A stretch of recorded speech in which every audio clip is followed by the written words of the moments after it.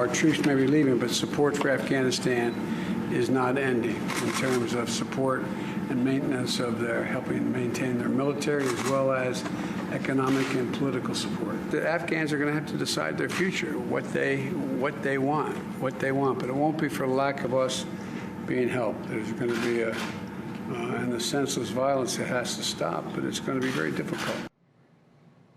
Well, that's President Biden in the Oval Office meeting with Afghan President Ashraf Ghani at the White House on Friday, amid troubling new reports that the Taliban is mounting a takeover in Afghanistan. That even before the U.S. finishes pulling out our troops. That's supposed to be by September 11th, after nearly 20 years of war. The Wall Street Journal, with this ominous warning, quote, Afghan government could collapse 6 months after U.S. withdrawal, new intelligence assessment says. Judy Miller is here, Pulitzer Prize-winning journalist, author, adjunct fellow at the Manhattan Institute for Policy Research, and Fox News contributor.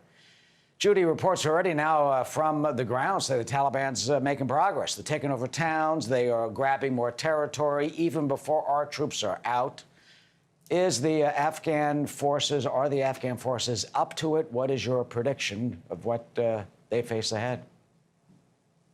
Well, Eric, I am very, very worried about the situation in Afghanistan, which is really dire in terms of the Afghan government's prospects and the peaceful withdrawal of American forces and what will happen after America leaves. We've already pulled out about 1/2 of the 3,500 forces that were remaining there.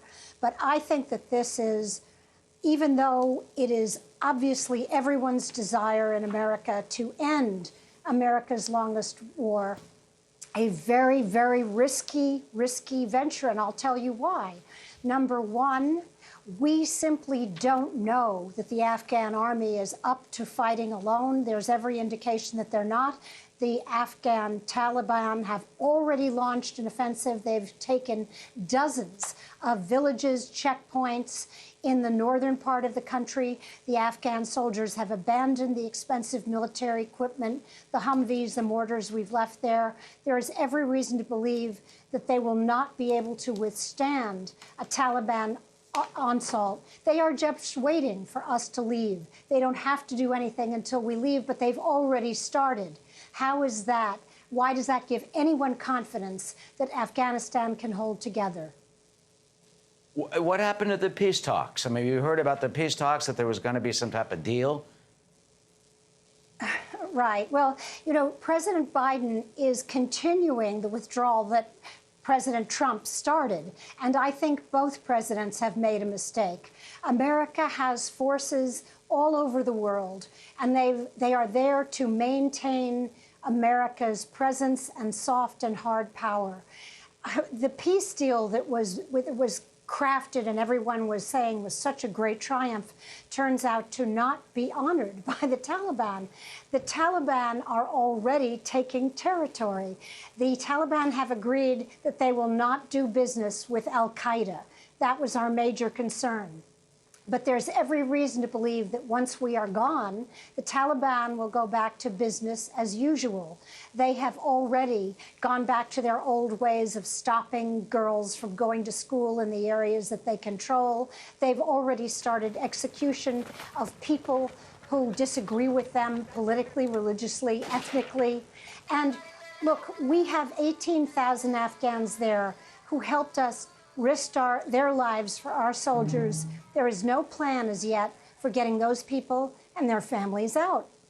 I think we got to do that. We have to get the translators out. Absolutely. Yes. But we haven't.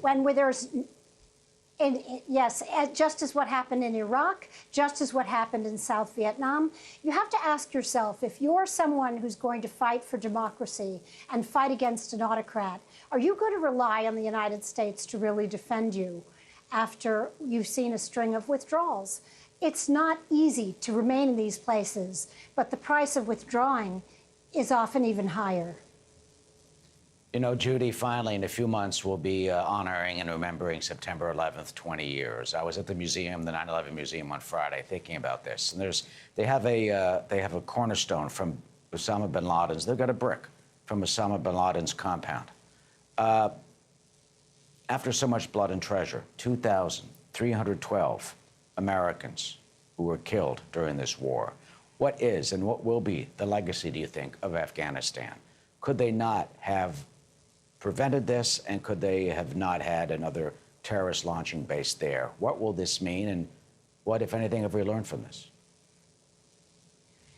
I think that most Americans supported the invasion of Afghanistan. Most Americans don't want to be there. But if we learned anything from George Bush's withdrawal from Iraq and ISIS's taking over of all of the territory the size of Great Britain, it's that terrorists love a vacuum. Terrorists and the Taliban and others like them love the absence of American force. I think the Afghans will pay a terrible price. Judy Miller. Judy, as always, thank you.